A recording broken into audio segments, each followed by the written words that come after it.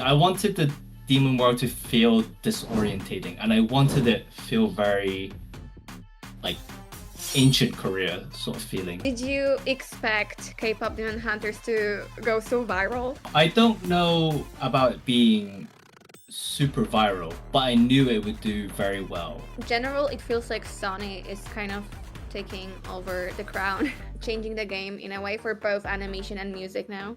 So that was unexpected, I feel like.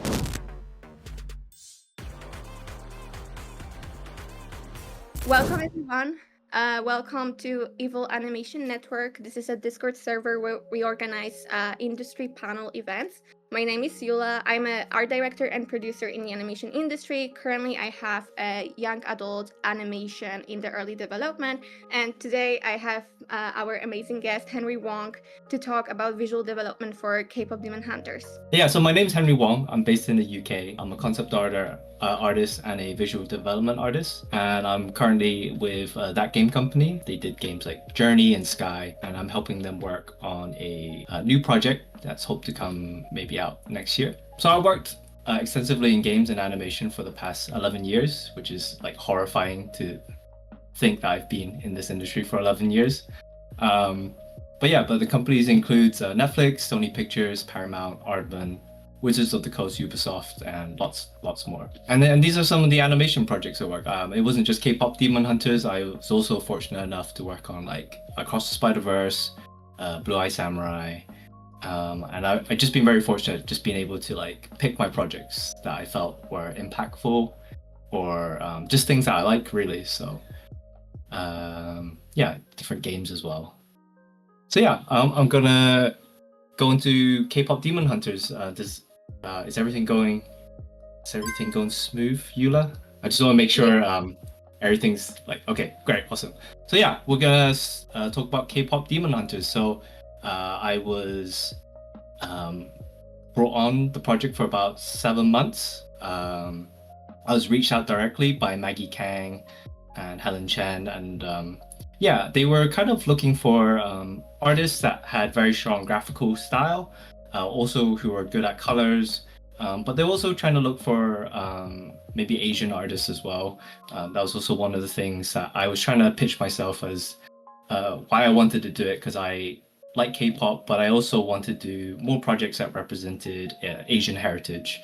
I'm not Korean myself, I'm Chinese, but I just get a lot of joy seeing Asian representation shown in a good light on media. So that's why I really wanted to do this project. So one of the first things I did on the project is this. It's Rumi when she first loses her voice. This was the first ever stab at this color script. So for people who don't know what color scripts are, it's basically it's just like a mood and set for a shot in the scene, and it's probably the closest look you'll get before it all gets rendered and put in 3D. So this is like a very early look into it. It's later given to other artists such as Charles Hilton and Nacho Molina, who really polished up these scenes, and they introduced more like gold elements, which is when the song Golden got made. Then they started adding more like gold, and so it's not just all purple like it is currently. But as you can see, I was giving like a kind of little mood, a little reference here on the bottom left, and then just kind of like how the color left to right, top to bottom goes. So it's just kind of how this sort of like blue sort of sad scene, and then just kind of like slowly she gets pulled out again back into the limelight, so she can't like dwell in her feelings for too long. There's color keys, which are like a rough sort of like a script of just a sequence of scenes, and then there's a color I forgot the words now. Diagram? Color diagram? A color script is a sequence of scenes put together that is the shot, and then there's a color key, which is just one encompasses the entire mood of the shot. So Yeah, so as you can see from the previous one, references is really important. When people tell you to sort of like do lots of reference, make sure you have references when you draw, sort of do lots of color studies, do master studies. Um, this is like some of the reasons why, because you kind of have to understand color to be able to apply it into this sort of scene that hasn't been imagined before, really. So for these scenes, I have to somehow pick all these, find the right colors here on the bottom left, and then somehow put it in a way that is very appealing and makes sense for people visually. And that can apply to prop making as well. So here's all the actual like references that I used and that were either I looked up or and just sort of like seen different ways to like build these sort of like generic buildings that you see here needs to be built, even like from trees to buildings or mountains stuff. They need to be built to make sense in a 3D space. So here it's just how I put them all together on the right hand side, and just how it gets like sort of just to check if the visual noise is okay. Okay, moving on. So here's the subway station, and yeah, so here's the reference from the subway station. I won't pronounce the name of it because my Korean's not very good. And on the right here is a exterior sketch from my art director Celine Kim. She did this like really like quick prop that she put in Blender and then she drew over it. Yeah, if you ever get a chance to bring Celine Kim on, that'd be really awesome because you know she's just like really really good at design and just has a really good eye for these sort of things. But yeah, my job was to design the interior of the subway station.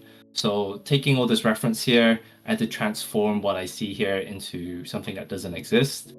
So yeah, so here's my sort of like design and reference of the interior of the subway station, and it's all based in things that exist in reality because these girls sort of exist in current day Korea. Yeah, and yeah, just even like little like signs and posts and stuff like that had to be designed too. And then yeah, just more sort of like orthographic sort of looks at things. All these need to be given to like a 3D modeler and stuff. So yeah, just these are kind of like I guess for some people a little bit more straightforward. It's not very glamorous, and that's maybe something a lot of people don't understand about visual development and concept art, is that it's not so much of these beautiful pictures that you will see. I know that in particular with K-pop Demon Hunters, we have a lot of really beautiful illustrations from like Helen and Celine and all the other artists, but before you do all of that stuff, you sometimes have to do all this groundwork, which isn't very glamorous. It's all about design and thinking about design.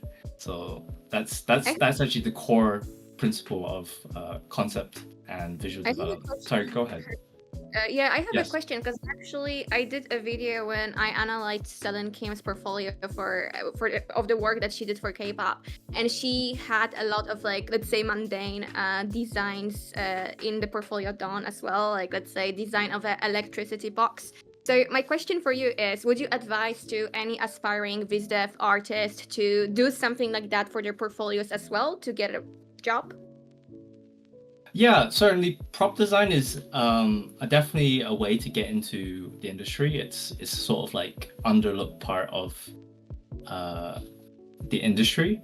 But the thing is, I think maybe just like designing like current day, you know, like lampposts or benches is a bit boring. What really makes prop design so much fun is when you start mixing your imagination, what your interest, whether it's like a steampunk or fantasy or sci-fi, and then you apply it to like a lamppost or bench and stuff like that, and you start changing it in ways that will make something that just looks quite boring into something very unusual or beautiful.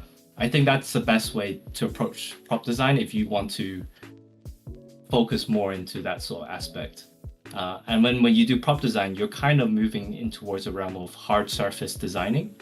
Hard surface designing is more like you're more interested in doing things like cars and robots, and even like lampposts or letterboxes and stuff like that. So that's all part of hard surface designing. So yeah, that's something I would say if you wanted to get more into it, is to be more imaginative with your design, because more often or not, you may not actually be designing lampposts and stuff.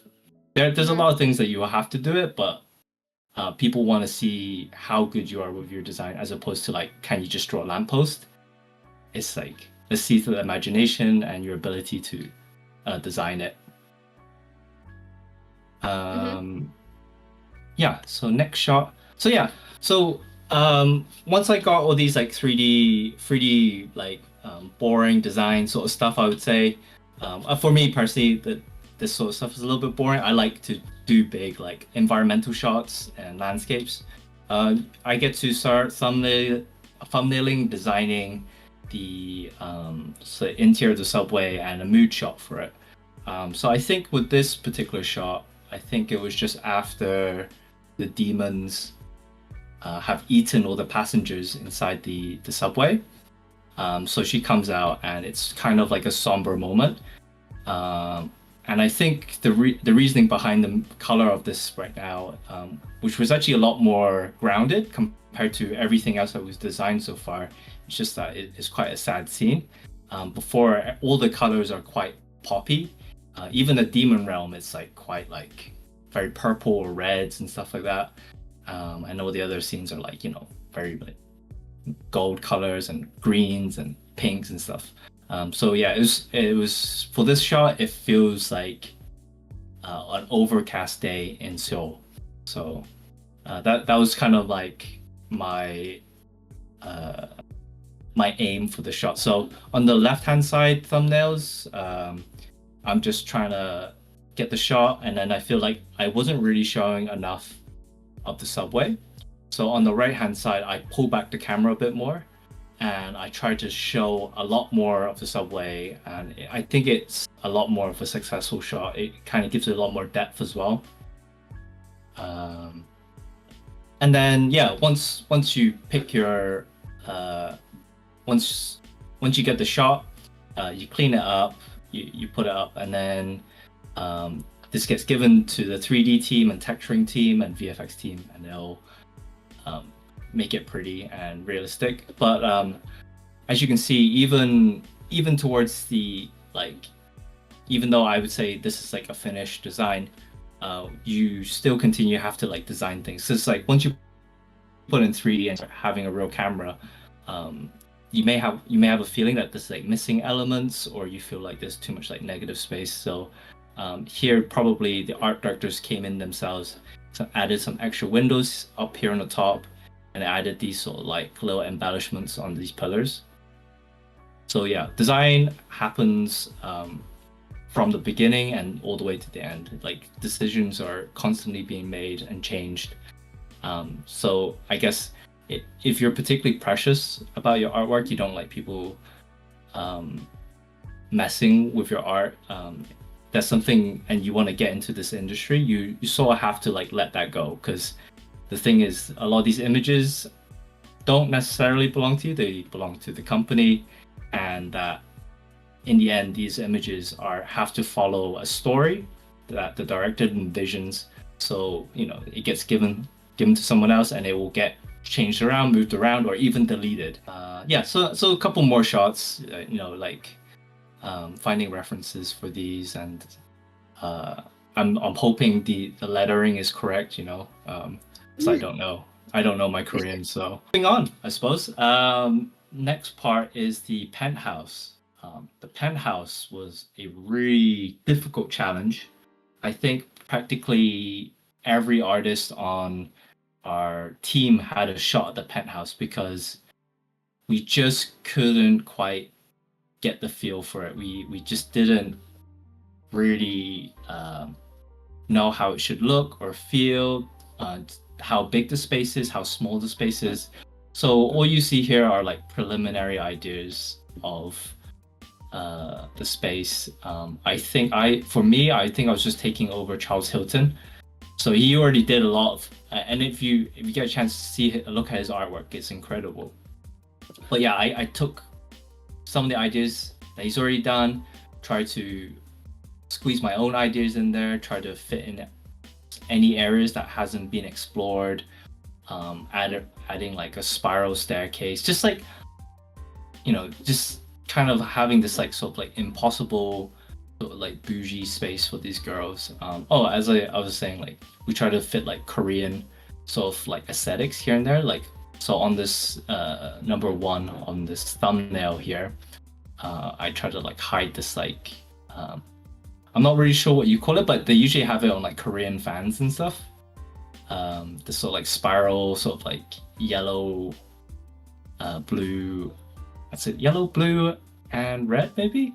They sort of have this pattern on things, don't they? So I try to like put in, like hide them here and there. So yeah, on the wallpapers here. So yeah, we just try to like be as fun as possible. I think some of us are also on the project. We're kind of like Totally Spies kind of fans, so we try to have like this sort of like 90s aesthetic sometimes, which didn't really work a lot of the time. But I think we just try to like put in our own sort of like aesthetics and things that we like. And I guess that's another thing that I found very fun about the project is that everyone on the project were K-pop fans, of course. But we were also, a lot of us were anime fans. You know, a lot of us were into like, whether it's like Sailor Moon, Maho's shoujo, like magical girl sort of show, anime fans. We're into like, you know, Totally Spies or whatnot, Powerpuff Girls. We were just like big fans of animation and just sort of like this nerdy sort of subculture in general. So we all were able to get along very well, but we all wanted to have our shot at adding our spin on things that we really love and enjoy. So yeah, these are just like close-up sort of shots. But yeah, so at the time I think when I designed this shot, the penthouse wasn't finished and designed yet. It was still being given to other artists here and there, but they did know that they wanted this sort of like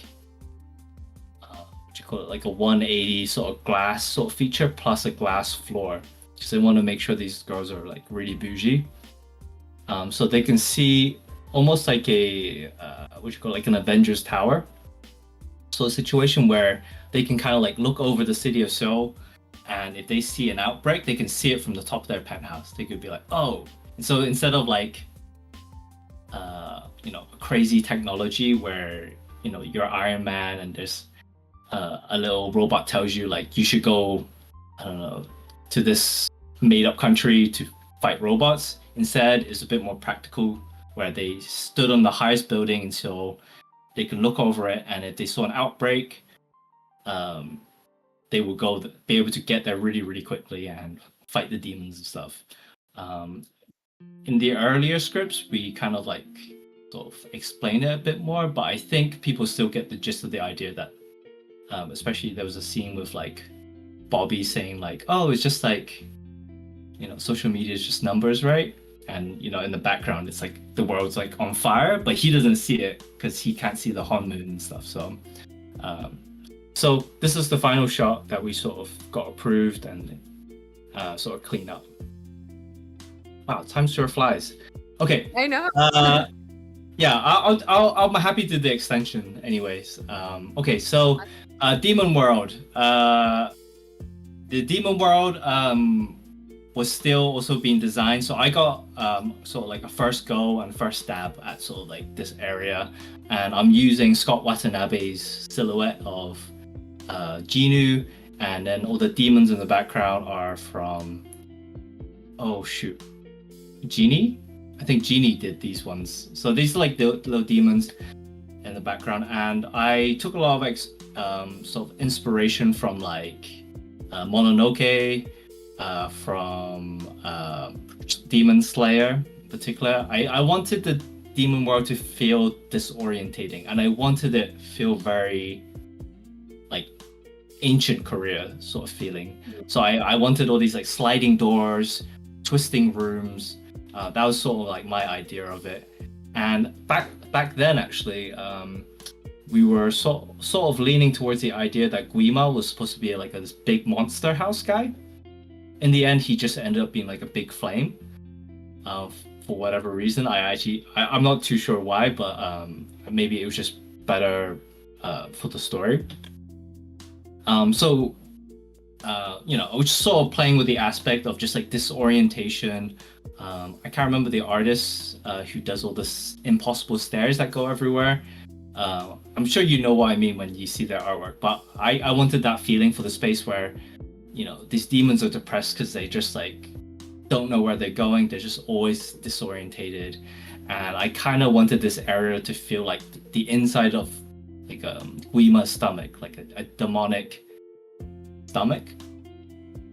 In this version, I took a lot of like Evangelion sort of like aspects. So it's just like this, I wanted it to feel more like a mirror world where the demons always have to like look at the mirror on like, look at the world around them, and it's like a mirror, and it's just them confronting their shame and their past and all that sort of stuff.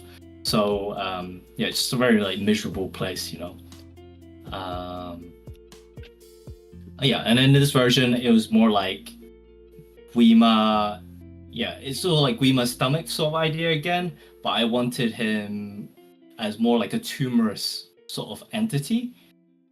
So like this, because at the time again Guima was supposed to be like this house monster, so I wanted the idea of him just growing in impossible sort of ways, and almost like we're inside like his mouth almost. So if you look at the shapes of the buildings, it's supposed to be like a very abstract way of looking at like the inside of the mouth of Guima. All these like souls and demons in here are living in here, are sort of just marinating in his stomach and mouth. So that was kind of like my idea of the demon world, and I really wanted to like push these sort of ideas. Again, another like sort of disorientating sort of feeling. In this case, I was looking at the I think it's pronounced Norigai, the sort of Korean patterns, the beautiful patterns that they have, where there's all like what you call it, like sewn together or hand weaved together. I'm probably saying it all wrong, but yeah, it's supposed to like sort of look like Korean patterns and stuff, and that's what I ultimately wanted from this. And of course, when you look at it, you could probably think of like Doctor Strange or something like that. So just sort of like very strange, disorientating, sort of like a kaleidoscope type of effect. My version of the demon world was just this very like uncomfortable, tumorous sort of world. It's just disorientating, and just sort of like that's why these demons are just so miserable, really, why they really want to get out and take souls. It's just because this place sucks. And just last image, I think I had like a day or two left on the project, and I didn't have anything for me to do, so I just took this time. I can't remember who drew this image. I think probably like Helen Chen did it, and there's like a silhouette from Scott Watanabe. I just had some free time and just like smash this image together. And if any of you like old school K-pop fans know, this is like a oh shit, I forgot the name now. Oh no, Yula, help me! I forgot his name. Is it which band? Is it a soloist or? It's like eyes, nose. Oh, Taeyang from Big Bang. Taeyang. Okay, yeah, it's Taeyang. Sorry, I'm getting too old. This is a Taeyang tribute to his most popular song. So, it's just something silly and fun. That's it for my presentation. Oh shit. No, the lamp fell down. Yeah, my lamp fell down. I'll sort that out later. I'll just have to look like a hidden character for now. Yeah, you look like you ran away from the demon world. Yeah, sorry. Sorry about the cutting off. My internet is a little unstable, but I hope you guys got enough information out of that.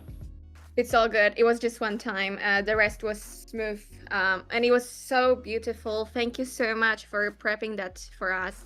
It was really amazing to see more in detail and what kind of structure you had. Yeah, thank you. How did you guys like it? I think this is the first time Henry can actually see the chat, because when you were presenting, they were leaving loads of compliments that you couldn't see. Oh, okay. Yeah. So now I'm like, guys, give it up to Henry for beautiful work. Yeah. Well, did you expect K-pop Demon Hunters to go so viral?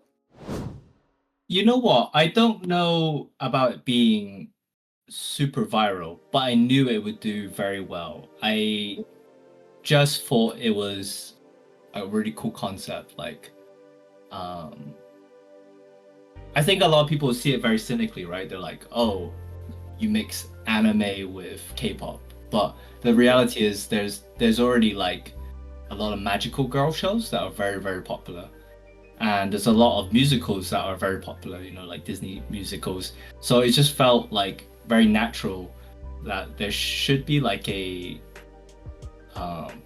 more genre type music, like musicals for animation. And I feel like at least I hope that the future is that we're not just gonna, you know, Sony music's pretty bad for it, but you know, like when they just put like licensed music over like an animation, they actually, you know, have very good artists to start making songs as part of the story. And that's something that, you know, Disney used to be very good at doing. I mean, they're still quite successful doing it, but I would say in the last couple of years, a lot of the music hasn't really connected with people.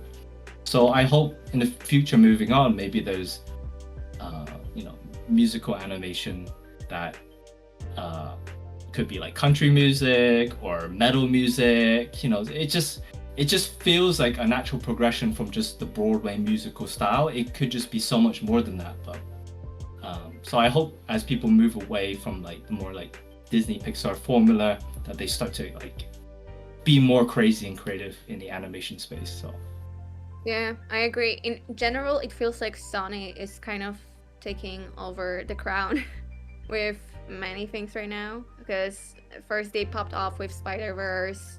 Now this, you know, it's a new IP that also went really, really, really well. It feels like they are really changing the game in a way for both animation and music now.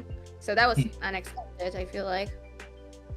yeah, and I think they've you know, there's always hit and misses. You know, you can't forget Sony also did like the Emoji movie, and I think for some people they didn't enjoy the Smurf movie. I think the artwork for the Smurf movie was good. I haven't seen it yet, but you know, that's what happens when you let people explore. You either get these incredible hits that changes everything, like a Spider-Verse or like Mitchell's in the versus the Machines, or you kind of get like absolute stinkers, you know. So just how it is with these sort of things.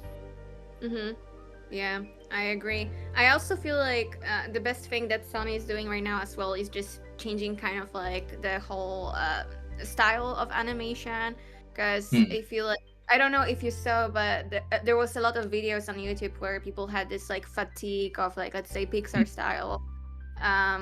And I feel like that's another element of success for Sony, because they experiment a little bit more. So even K-pop Demon Hunters, I think my friend Zach, Know the Robot on YouTube, he did a video about animation for K-pop Demon Hunters, and he broke down that there were like different frames per second and everything, and that feels like something that Sony likes to do. So that's really cool. Absolutely. What was like your favorite part of you know, designing for the film? My favorite part, you know what? I like doing the the demon world the most. It was very like open-ended, but it's very descriptive at the time. You know, I knew that these demons were miserable, that this Guima fellow was just sort of like just like making everyone's life sucky.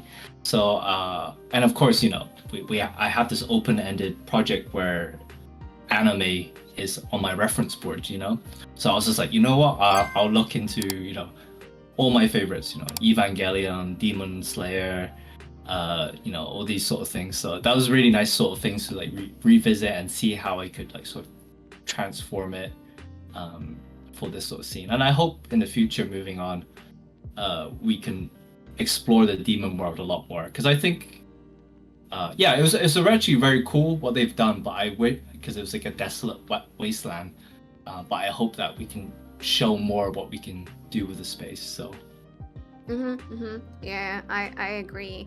When you were showing your designs, I don't quite remember, did Infinity Stairs made it to the film?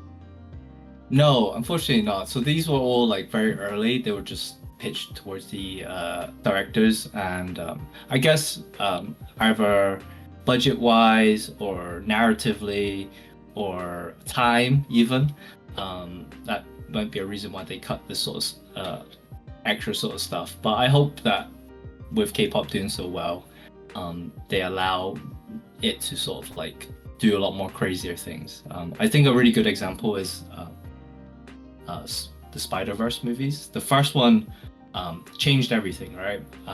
But there were some things that they didn't do perfectly the first time around. In the second time they did it visually, they really pushed what you could do visually. And regardless of what you think of either of the stories, you can see the difference visually from the first movie to the second movie, like the little animation things, the visual things, what they do, or just even how they apply the sort of effects, the graphic effects. So yeah, I agree. I really like how Spider-Verse was leaning more towards like this American comic influences, while K-pop went for this manga-esque thing. Even like, you know, with the emotions, they were like chibi kind of style sometimes. yeah. That was really cute. By the way, guys, feel free to start asking questions. This is a good time to start asking your questions to the guest. Oh, that's a great question. Like, what uni did you go to? Because someone's from the UK and we are both from the UK, so.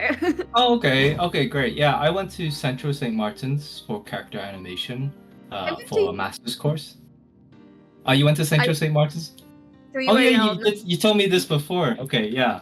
Yeah, so I went there. I met some very cool people, but I didn't feel that it really helped me very much in my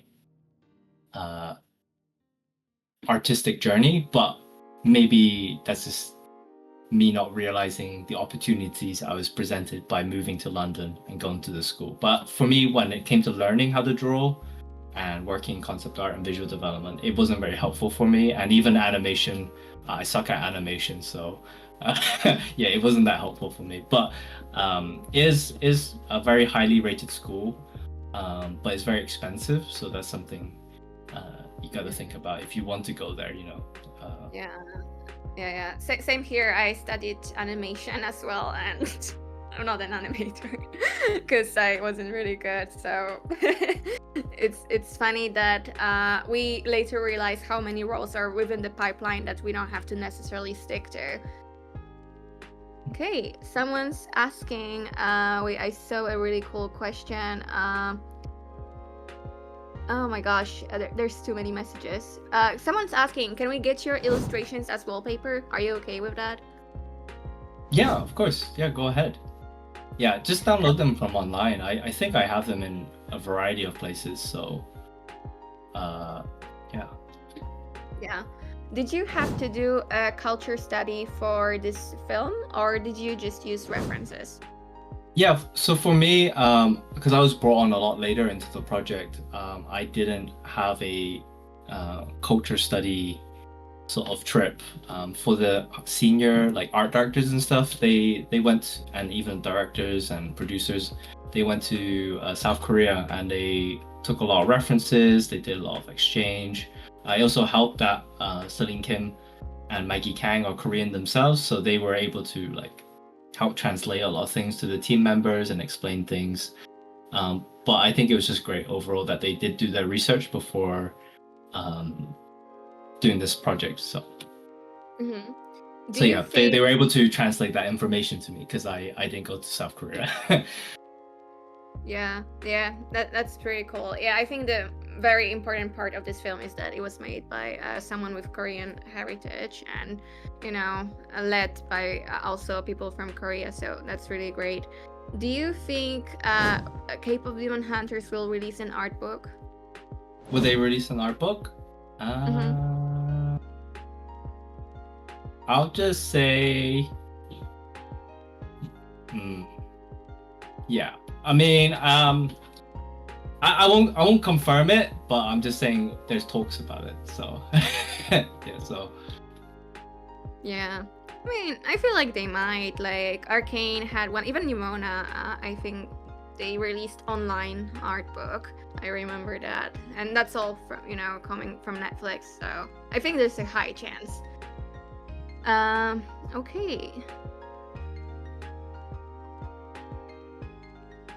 If you see, Henry, any question that you like really want to answer to, also feel free. Okay. Will I be working on the sequel? I haven't been called for it, so I'm imagining that they're trying writing the new script and story before they start hiring people. Yeah. So yeah, it's very early. I think the team put all their eggs into this basket because we never know that this will ever get made. It's a very out there project. It's very hard to get something like this approved. So they put their eggs in this basket, and it did really, really well. So I think they're probably scrambling to see what they can do for the next project. So. Yeah.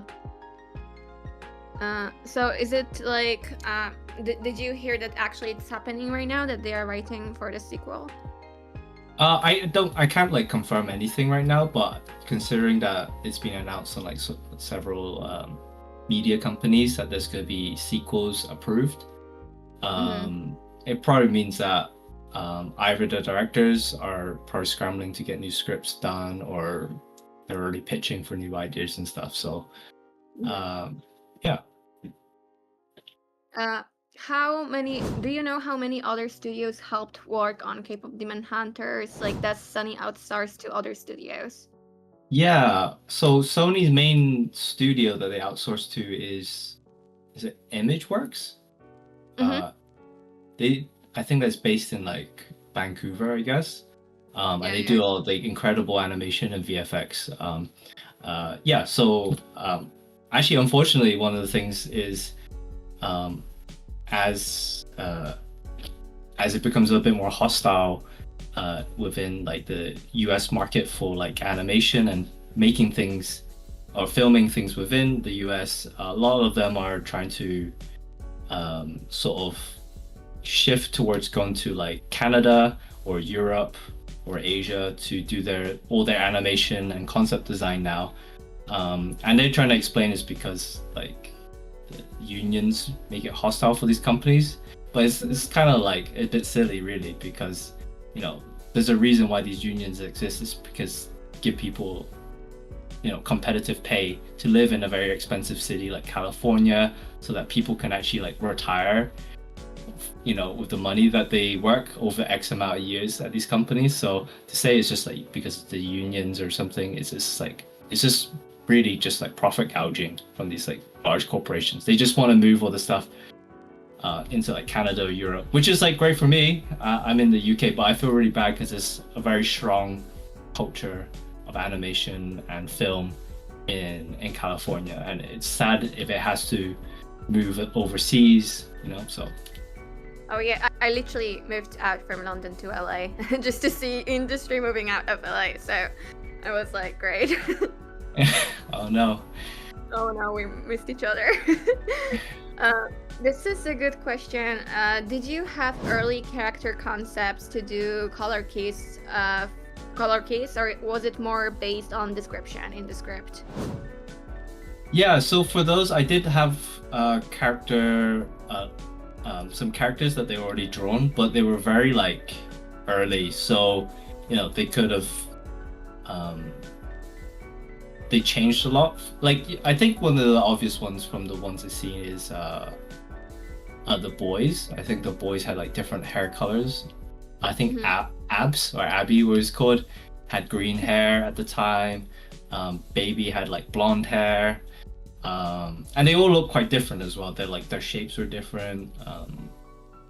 The boys even look more demonic in some iterations, but in the end they scaled it all back just to look more like sexy boys. So yeah, I had a lot of like early character concepts, but it was always shifting, always changing. So for me, when I was doing these color keys, so I only had a very short amount of time to do them, it was more important for me just to get the mood than spend a lot of time just drawing these characters in the scene. Because I'm not a character guy anyway, so I kind of suck at it. So I was just more focused on just making sure the colors look really nice in these scenes. So. Actually, when I was going over Celine's portfolio, I saw that the girls also looked a bit different. Especially Mira looked very different. Yeah, do you remember what was like the early concept for Huntrix? Honestly, if you look at all the K-pop art, we went through hundreds of designs. Like it's, at some points, I think either Mira or someone had like green hair, and stuff like that. Someone put a poster there that like the two other girls look quite different. I think Rumi had silver hair at a certain point, and then we decided to go back to purple hair. It was just a lot. It just changed a lot, and I think that was cool. We were able to explore all the possibilities and stuff. I was always curious about the haircut for Rumi, because this braid looks very kind of challenging when it comes to animating that. Is there any reason that they decided to go with this particular haircut for her? I can't answer that one because I'm not too sure why. Just because I didn't work on Rumi in particular, and I didn't get feedback from Rumi, so I can't answer that one, I'm afraid. Okay, no worries. Yeah. Oh, by the way, I don't know if you would know that either, because that's characters, but is there any particular K-pop idol that any of the girls was based on? You know what? They're all based on like more like contemporary girls and stuff. So I don't really know their names. I think I do know that there was like people from like Twice, people from ATEEZ. I don't know, just whoever was pretty handsome or beautiful, it was on the board. they stuck on the board and we all looked at them, so which was like an easy look, you put all these beautiful people on the board, we're like, which one do we pick? It's like, why not all of them?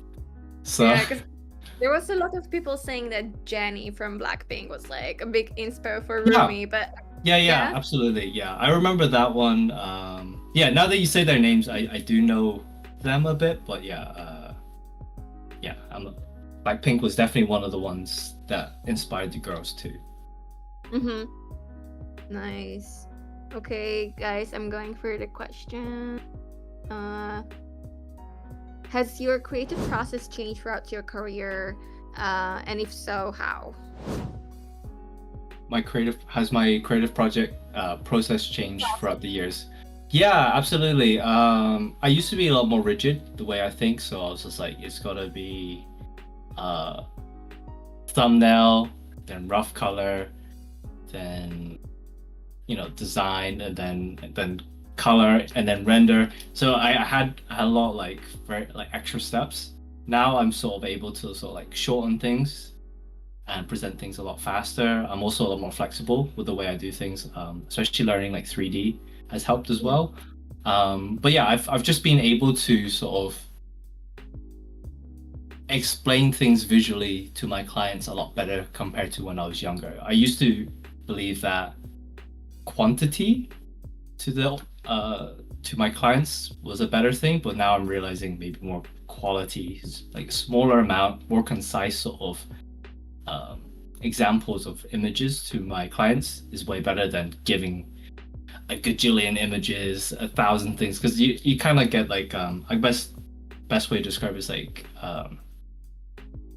so like fatigue, visual fatigue. So like like when you go on Netflix, they got like a million things to watch. You could watch anything and they're all pretty okay, right? But sometimes you just see too many options and you're just like, I don't want to watch anything today, and you just turn it off. Yeah. So Yeah, so true. Also, as a VisDev artist, how much 3D do you recommend people to learn?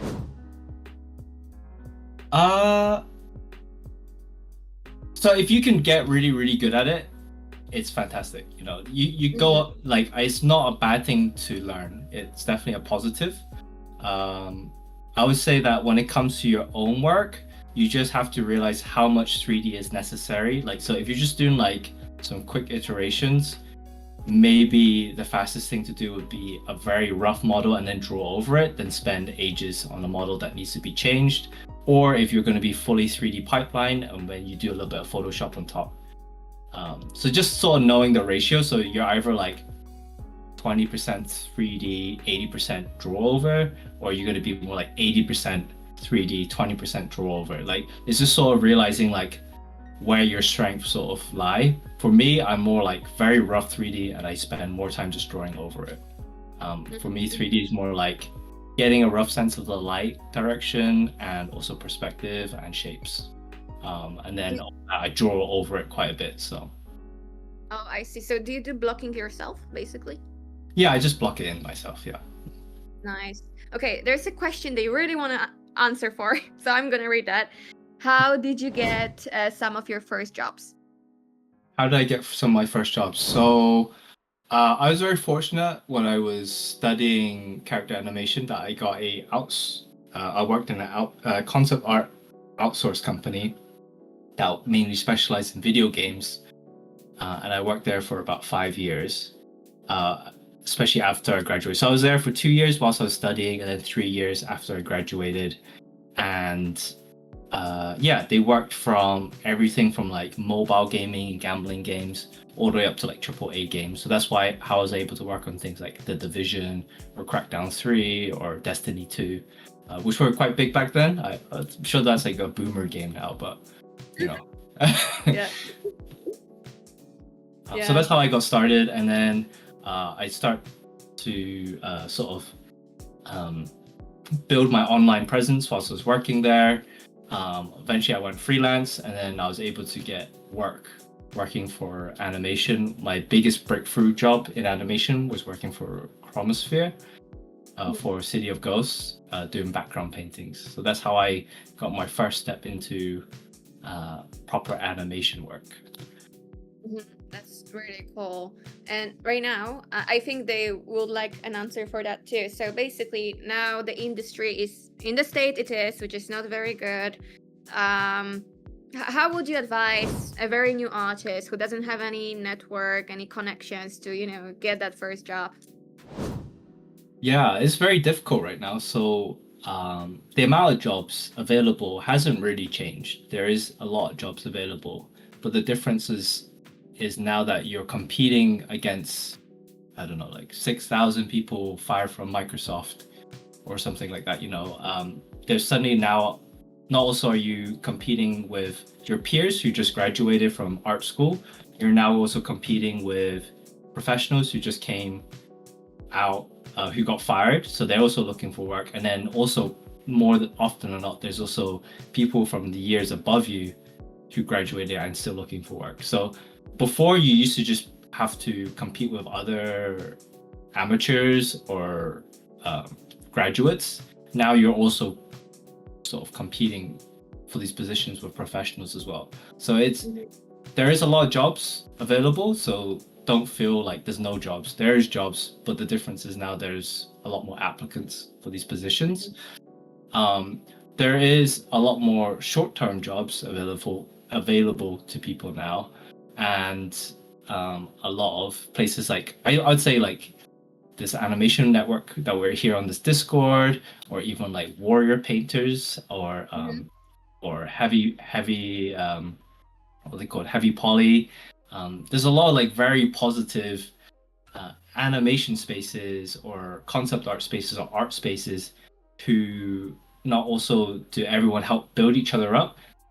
People recommend jobs to one another. Like if you, and that's kind of how I get my jobs really. I make friends with people online or real life, and they sort of know me for who I am, but also for the art that I do, and I get recommended jobs. So it really serves you not to be a bad person, I guess, or a douchebag, because you don't know who's gonna end up hiring you, and how quickly the network sort of spreads. It's a very tight-knit community. The concept art community is not very big at all, even though there's probably like thousands of us, but we all sort of like know each other, whether it's like just online or in real life. So it's very small and tight-knit, but like if you're a dick, people will know very quickly. So Yeah, I agree. There are people who are, let's say, from LA, and I talk to someone from London or let's say Arizona, and Yeah. they're like, yeah, I heard he is like this and that, and I'm like, wow,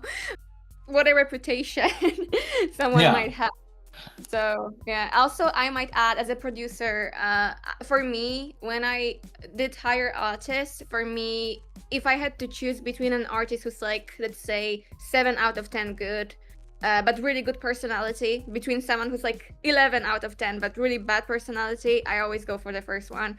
Because for production, we really hate working with people, especially creatives who are like divas, who there are unfortunately a lot of people like that. So for us, sometimes over the skill is also like how they interact and how they take the criticism and etc.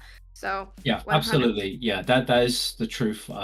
Especially if you ever get to talk to an art director, a lot of them will rather work with people they're comfortable with, that they're friendly with, and that they know that they could do the job, even if they're maybe less skilled than this other person, like Yula suggested. They rather work with someone who they know that would receive feedback well and is able to be flexible and can still do the amount of work, even though it may not be as high level as this person, but this person is not as nice. So yeah, definitely, and especially for you all, like if you do manage to get into the industry, like don't just kick the ladder behind you, like definitely try to pull each other up and stuff, and try to encourage one another. It is a very difficult time right now, I'm not gonna lie about it. So definitely don't yeah, don't feel like, oh, I got mine, now you get yours. Like you all have to like sort of push each other and help each other. So Yeah, and when it comes to networking, I feel like what students find really challenging is that they want to network organically, but it's always that they have one agenda, which is to get a job, right? And I feel like people don't know how to network in a way it feels natural, but still get what they want, which is a potential opportunity. What would be your advice on that? it's hard, right? Because for a lot of people, it's the dream. Is also like, paying bills as well, right? Like you can't just like live on, uh, live on exposure and stuff like that. So, I would just say like try to be as professional as possible. Really, just like how you would get any other job, like doing art. Doing my job, which is very fun, and I get a lot of recognition, but it's still just a regular job at the end of the day. Like I still have to, wake up, do my 9 to 5. In a sense, we're all remote now, so it's a bit more flexible. But when I first started, yeah, what would you do when you do your 9 to 5 and you show up to work? Like you just have to maintain sort of professionality to it. If you're doing the job interview, just act like how you would if you're just getting a job for like a coffee shop or something. Try to be professional and friendly if you can, and just it is how it is. Don't feel like this is some sort of like impossible celebrity thing. It's just a job really at the end of the day. Yeah, don't feel like overwhelmed or starstruck. But to be fair, for me, I remember when I got my first big job, I felt this way, but then you don't feel this way anymore because Oh yeah, every a bit it, disillusioned it once you're in it. Yeah, it's just a job. Like I said, it's just a job. At the end of the day, there's always the positives and the negatives, of yeah. things when working in an industry. So Yeah, I agree. And also, I feel like in this current economy, social media presence is kind of make it or break it for artists as well, right? yeah, Yeah. absolutely, yeah. Should I answer some more from the chat? Yeah, sure, go for it. Okay, are we over time now? Yeah, we are 1 hour and 7 minutes. Okay, Someone so said, I don't know if you see. sorry, go ahead. Someone sent a fan art. They said, Oh, very nice. Well, you got that done so quickly. yeah, exactly. I was like, wow, that's so nice. Oh, and by the way, guys, I'm just gonna ask you, like, I'm gonna send my recent video I did for the portfolio breakdown. If I can just ask you to, I mean, you don't need to send all the socials, just the video, because for YouTube algorithm, if you just play it and let it play, that's what helps the algorithm to pick up on the video. So, and YouTube is the only platform I make any money off when it comes to social media. So if you want to help me out, I will really appreciate that. So yeah, sorry for a little ad. Okay, Henry, how many more minutes do you want to still keep going? Yeah, let's do an extra 13, 15 minutes. And let's answer more from the chat, just because everyone's here. Sure. Okay, there I see a question that was asked before. It's about color scripts. How Okay. important color is to tell a story? How would you recommend students best learn how to effectively manipulate color, or simply learn how to portray it accurately? Yeah, I think it's really important to sort of draw from your environment, sort of like observe from everything around you, whether it's through like photos online, or looking at things around you, looking at different time, like night, morning, day, whatever, in the places that you live. Is really important to like observe, study, take photographs of it, draw it, sort of see the relationship between the colors, but also at the end of the day, whether you with all these colors, it still sort of conforms to your fundamentals. So it's making sure that your values are still good, that you have good composition, that the color relationship sort of is not fighting each other, that it's not muddy. So at the end of the day, definitely learn everything around you. It's super important to observe everything around, learn from the masters, do tutorials online, do it. But at the end of the day, it's still your fundamentals that ground you. So yeah, hope that helps. Yeah, I agree. Do you have any projects you'd like to make or work on? You know what? I'm pretty happy with my career, honestly. Like, I'm very fortunate that I got so far doing all this stuff. I guess if I get a chance, I'd love to work on the Avatar project a lot. I'm hearing some very good things about it. So, but there's a couple of my coworkers who, after this project, also went on to work on Avatar. So, definitely look forward to that, guys. You mean Avatar: The Last Airbender, right? Not the blue Yeah, people. Avatar: The Last Airbender. Sorry, not Avatar: The Blue People. So.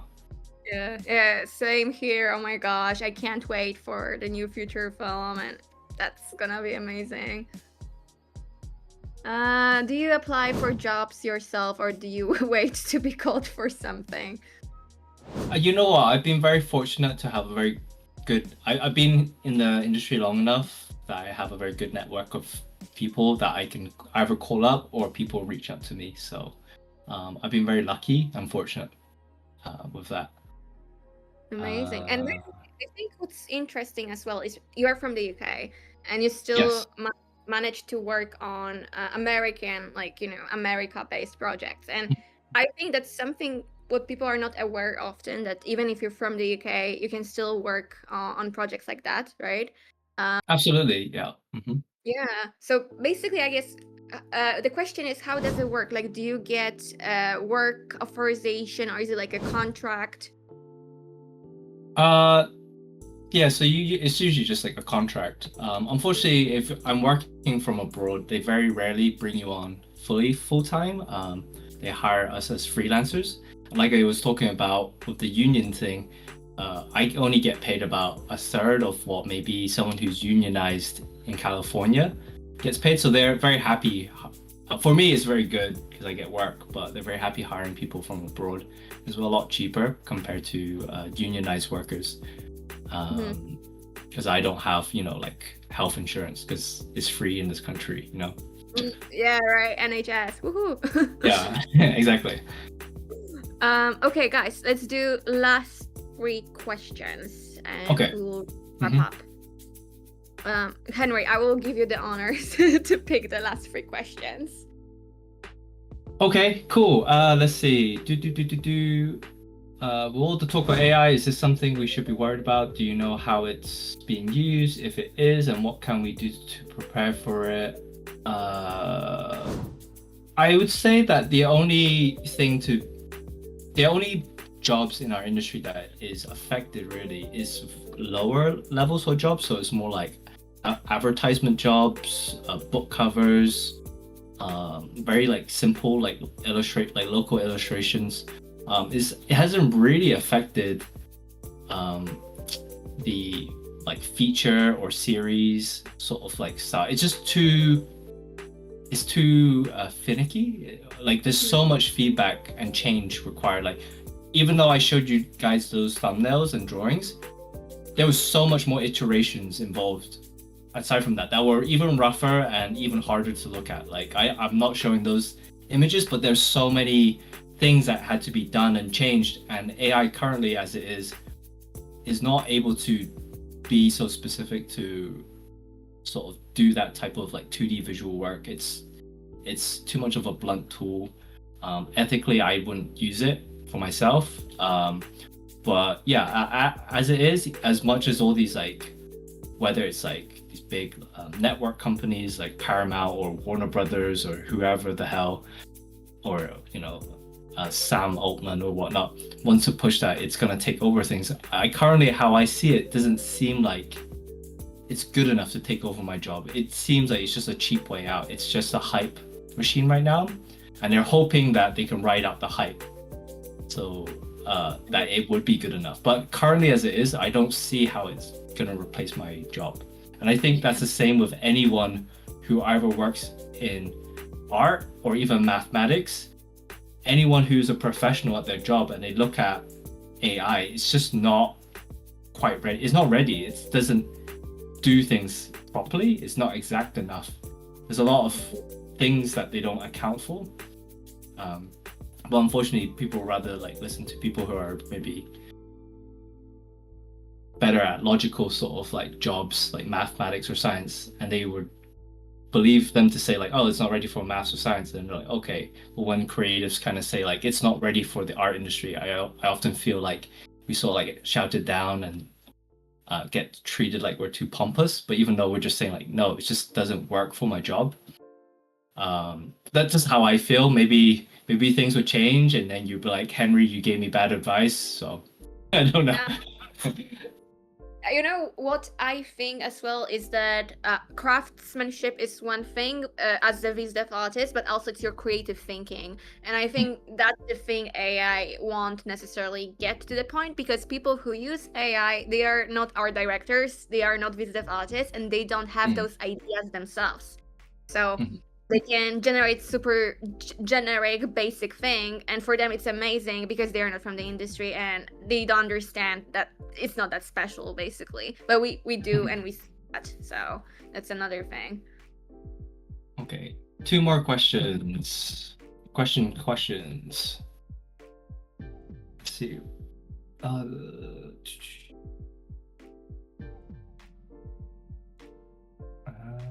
Let's see, what's a good one? What are the I've seen this one a couple of times. What are the emphasis or core elements of a portfolio that's tailored to the industry? I watch a lot of Jackie. Yeah, Jackie's great. I worked with her on Leo. for portfolio reviews. Yeah, so I would for me personally, making like a very like generic so like art portfolio, like, oh, I'm gonna have characters, I'm gonna have environments, I'm gonna have spaceships, I'm gonna have monsters, and I'm just gonna do a bunch of things. I'm gonna have some splash art right at the end as well, isn't too helpful. I think unless you're able to perform those things individually at a pretty good level, most studios would be like, like, we're not too sure whether to hire you. And for more generic portfolios, they tend to work better in like outsourced companies, just because of the nature of like outsourced companies take on work from different larger studios that have different styles, and they take on the odd ends of work. So you have to be sort of flexible with your art style. But if you want to get into Naughty Dog, Riot, Disney, it's very important that you tailor your portfolio towards that studio. I think that would probably have the best rate of success. And I think also looking at, and I think this is really important, that you follow artists and you sort of see who gets hired where. Look at their portfolio. What about their portfolio is getting hired at these big studios, and see historically also what type of artists got hired at these studios and what their style was able to like sort of present. And maybe it's a little harder when you look at professional artists, that you're like, oh, they've got X amount of years experience, it's hard to sort of relate with my artwork. Then you should maybe try to look at student artists or amateur or like very new artists who are able to break into that industry to see what their portfolio has. Maybe there's something that that's the sort of level that you can sort of attain towards, you know. But it's always good to sort of like look towards the top and see if you can hit it, you know. So look at like an artist who got hired at Naughty Dog, what their portfolio looks like. A Riot artist, Disney artist, Pixar artist, whoever it is, whatever studio. Look at the artists that got hired there. Look at their portfolio and see what makes them so special. Mm-hmm. The last cool. question. Final question. Yula, you can pick this one. Okay. Oh my gosh, I feel pressure now. What's our last question? Guys, leave emojis on the question you want me to read the most. Let's do democracy. Okay, I think I mean that the biggest vote is on the UK specific. I don't want to read about UK specific because we have viewers from everywhere.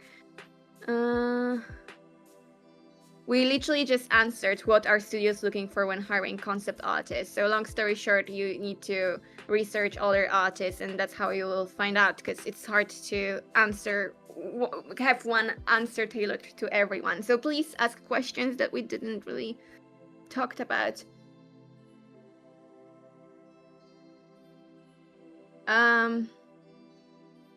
Okay, I think that's a really nice question. What was the most useful bit of feedback you've ever received in your career? Ooh, okay. That's pretty hard. Dang, that's a pretty hard one. I feel like I would know if I was just drinking in a bar with someone and we'll just talk, I'd probably know what to say. But right now, I'm on the spot. I think not taking myself so seriously. I think I had someone sort of tell me like, this is just a job, you know. And I think that's something that I had to learn the hard way, you know, like that, you know, all these companies, Netflix or Disney or whatnot, they often present to you that we're family and that we're all community. But at the end of the day, these people are looking after their bottom line and their shareholders. They don't necessarily care about us, and they're not paying for my pension, right? So it's really important that you look after yourself, that this is just a job. This is not just all you are. You're not just an art person, you know, and also, you know, making sure that you just like also look after yourself, you look after your family. I'm just very, at this point in my career, I'm just happy that I can do this job that sort of like pays for a roof over my head, and that I can do this as a job, and that I can keep myself fed, and I save up enough money to have a pension and stuff like that. I think that's all I really want from this industry, is that it looks after me, and if they look after me, I look after them. But just sort of making sure that this is not serious, it's just a job. And as long as the job looks after you, it's okay. So That's a really nice advice. Okay, well, guys, we had a really nice panel that was over an hour. Thank you everyone for watching, and Henry, thank you so much for being our guest once again. It was amazing, and thank you for the presentation as well. happy to be here, guys. Thank you so much. I hope it was useful, and I hope I didn't yap too much. So that's We what they love say, art- right? The youths, they say yap. Yeah. We are always saying we are like certified yappers, and we love artistic yapping, so it's all good. Thank you, and for everyone else, we have more panels to come. You can check in the calendar on the server. Hope to see you there too. Right? Thank you, Exciting. Henry. Bye, everyone. Take care. Bye.